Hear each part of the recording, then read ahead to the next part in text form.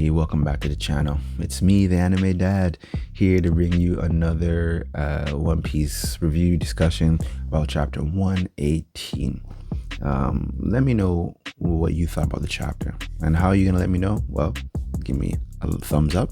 Also, like, comment, subscribe down below. Just comment, let me know what you thought about the chapter. What do you think's going to happen in the future with the next couple of chapters that are going to be coming out? We're on break this week, so good to have a discussion about that. All right, so just getting into the chapter now.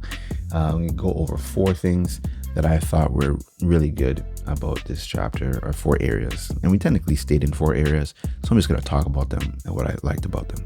Okay, so let's get started. Number 4. Tama and her crew. So we got Tama and her crew, all the headliners, all the gifters, anybody who's eaten one of the smile endeavor fruits and she's gotten to eat her kibidongo, they're now on her side. And it's interesting to see that they don't even think about what they were doing beforehand. They just automatically switched. So the effectiveness of Tama's fruit, we can see it like loud and clear.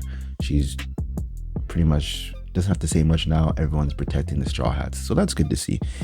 We saw more of it in the last chapter, some of it this chapter with Daifugo and a couple of the other headliners are out protecting the crew, and still Kaido's men are confused at what's happening. So we can kind of see, things are starting to turn around on that front, that the numbers now are not always in Kaido's, are not all in Kaido's favor. They're kind of switching back into the straw hats, so they're starting to even up slowly. So that's good to see. Number 3, Nami and Zeus. And come on, if you read the Nami and Zeus section, please tell me if that didn't make you laugh. Like, whenever you see Zeus and Nami, it's always going to be an interesting interaction and funny conversation. So we had Zeus talking to Nami, trying to like, hey, let me come back and work for you, and be a part of your team and whatever. And then you see Nami fully taking advantage, right? Nami's fully taking advantage. And she's like, nope, we're not getting back to I'm not allowing you to come back and work for me, kind of thing. And he's there, and it's just like, oh man. She goes, but we're gonna be partners this time, and gives him the wink. And what happens with Zeus? Zeus is like, I can come back and we're partners? All right. Runs out ahead, starts literally just unleashing thunderstorms and thunderclouds on everybody to clear the pathway. Everybody out of the way, he says, right? So that was funny to me. Just every time I see Zeus, he's just a silly character, right? And the fact that now Nami has him, what an upgrade for Nami, that she gets Zeus, and no matter what she says or anything she says, he's gonna go and do. She doesn't even have to really do much, just has to say something and he's out protecting her, right? And Usopp's paying attention to this, like, wow, not just Tama has the power to control people with her words, right? Also Nami does too. So that was funny to see. Number 2, CP0. Okay, so CP0, you hear them talking and they're mentioning they don't really care the outcome. Again, they keep mentioning they don't really care about the outcome, let the powers take each other out.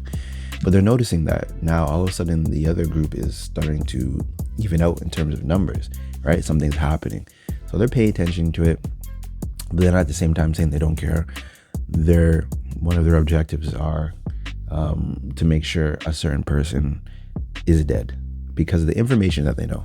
They don't know who this person is, or they haven't confirmed it, but they don't know who this person is, and they know that this person who they're looking for is fighting Jinbei. Yes, you saw I use a lot of who's there. It's who's who, obviously. So they're looking for who's who, and obviously they want him to be dead because they know that he may have information, and one of them even says he may not even know as much, right? But they need to make sure that this person is dead. So obviously it's who's who, and I guess the leader or whatever makes that mention is like, well, he's fighting Jinbei, so we know what's gonna happen. So they already know who Jinbei is and what he can do. But the fact that they mentioned that was interesting. I think, me personally, thinking about CP0, for them to be the best, they always have objectives, right? A list of objectives. Some of them are important, some of them are not. One is to obviously see what's happening in Wano. So they don't care that the pirates are taking each other out because they know things are going to be changing. They understand what happened 20 years in the past, so they know what's happening. The government knows what's happening in Wano, so they're just like, yeah, let them kill each other. We'll come in and clean up afterwards. So it's not really our concern what happens. Either way, they'll make do of what's gonna happen. I think personally for them, they want to lean more towards maybe Kaido winning, because if so, or at least having the numbers dwindle down, because for them, and we know that who mentioned it last week, right? The Gomu no Mi fruit. If they can get that back, if they think that Luffy's close to dying, they may just step in towards the end, take him out, get the fruit, and then move on, right? Because for whatever reason, we're still going to be finding out, and we're probably going to see lots of theory videos of the importance of the Gomu no Mi fruit, and what it's doing to the story, or what it could do to the story moving forward. So obviously that's something that they're concerned with. It's their objective, maybe not their main objective, but they're like, if we get a chance, we're going to take it. Another chance for them to, if the chance arrives, is Robin. They may grab Robin, right? It may be a repeat of things that have happened in the past, but it's still an option for them, right? If you think about it, they would, if they can get the Gomu no Mi and get Robin, things will move towards better for the government, on the government side of things. So I'm kind of interested in what they're going to be looking for moving forward as the battle starts to die down or continue on. Who are they gonna be looking for, right? Do they even know about Sword, right? If Sword appears, what's gonna happen, like with Drake? So there's a lot of interesting things that, and other avenues that they can go, even though they're sitting back and enjoying tea and having music and stuff like that.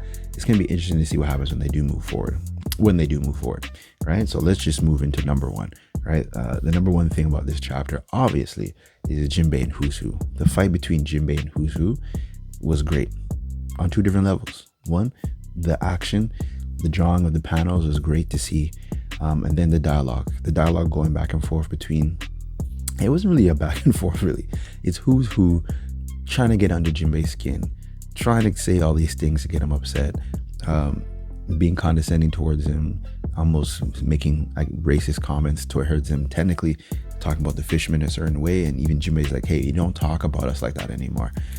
And who's still trying to get under his skin. He's releasing certain moves on Jinbei.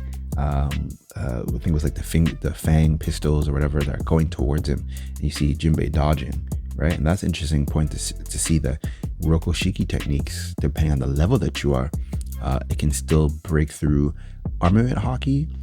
And even though I guess we normally would think that armament hockey is like the strongest defense, but apparently there's some Rokoshiki techniques that you can actually use that could pretty much go through that, right? Does that mean that he's stronger? No, it doesn't make the person stronger, but you have a case to actually fight somebody who's got armament hockey, and you can actually break that with a Rokoshiki technique, right? So that just makes that person, in terms of battling, they have to dodge. So Jinbei, well experienced and battle hardened a person, so he saw that and dodged it, right? So he dodged it, made sure that it didn't touch him, and you saw it went straight through the floor and is attacking people below. So the technique is really strong, right? So we see that who's got some moves, but Jinbei's still just dodging, taking it, trying to come back, and we see how capable who is, right? Using all the formations of the Rokoshiki techniques, right? Using shave to get away from some of Jinbei's attacks. So he comes back on with the onslaught, talking about pretty much attacking like the religion of the fishermen, how they believed in the sun god to come down and take care of them and save them from slavery. And you see Jinbei just, still just taking it, right? And then when we see Who's Who come with the actual finger pistol now, and like point blank, even the people on the sidelines are like, oh, that's it for Jinbei, he's done, and he just releases the onslaught. And we think, and even you're reading the chapter, I was reading the chapter, I thought about it, I'm not too sure what you thought, you can always let me know below, but you see Jinbei taking it, so I'm thinking, okay, so Jinbei's gonna have like some serious damage here, he may fall back, he may have to like get up and then start talking or something like that, but nope, we see Who's finger get broken and pretty much snapped, right?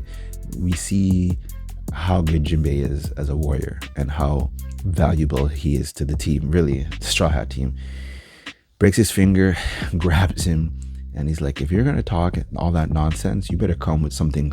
Come with a little bit more backative than that, right? Back up what you're saying, mean what you're saying, right? Don't just say something to get on my skin, because obviously it wasn't working, right? You tried, it didn't work, and now you're gonna take this gargoyle towel fist, and we wait for the official to get the name.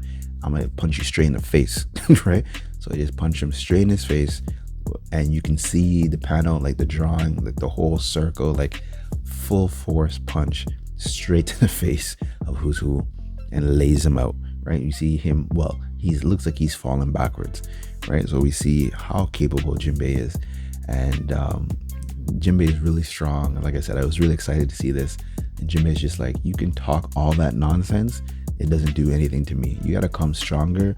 You need more material, right? Your material ain't good enough, and you're not strong enough, right? You have great, like Jinbei's so humble. He respects the fact that his Roko Shiki techniques are high level. He says it in the battle. He's like, wow, your Roko Shiki techniques are really good, right? But they're not good enough, right? I'm Jinbei, right? And this is what I'm gonna do. Punch you straight in the face. Can you take this? Right? So Jinbei's tanked some of his moves. He's dodged them. The finger pistols didn't work against him. I'm sure he has some type of damage, but he's standing strong. And this is what I really love about Jinbei, how strong and humble of a fighter he is as he's fighting. He respects the other person, right? And even though that person, which is who's who, is trying to be disrespectful and disrespect him in every situation, and then literally just got laid out, and it seems like he's gonna fall down. So what's gonna happen next in that, right? As he's falling to the ground, maybe that's the knockout punch. I'm hoping it's the knockout punch, but maybe it is, maybe it isn't. If it isn't, we're gonna get some more information, obviously. But what happens? Oh yeah, and we did get a confirmation that it was Shanks that took the fruit from Who's Who. So the reason why he hates everything Straw Hat. You're part of the Straw Hats. You're wearing a straw hat. Every time he sees the flag, I guess, he's just got a hate on for them because of Shanks that came and took everything from him. So as you can see, he's on the warpath. So he's on the warpath. What's going to happen when you're on the warpath? Sorry. What's going to happen when you're on the warpath? Well, you're going to make mistakes. And he made a mistake thinking that he can take down Jinbei. And there's no way that Who's taking down Jinbei. He's a former warlord. Jinbei's battle hardened. Jinbei's got a lot of experience, and he just comes through with it, right? On land or water, he's a strong character. So it was really good to see. So anyways, guys, that's enough from my end about the chapter. It was really great. Could go on and on and on about it, but I want to know what you guys think. Just make sure you comment below, like the video, subscribe to the channel. I'm gonna be pushing out stuff about One Piece, of course other types of anime as well, but right now it's just One Piece as time allows. Again, I'm an anime dad, so we get busy. So let me know what you thought about the chapter. I will see you the next time. Until then, I may do another video during the week. I know it's a break, so try to keep the videos coming. But again, thank you for making it this far. If you made it this far, I appreciate you, and I hope to see you next time. And until then, it's me, the anime dad, and take care. Peace.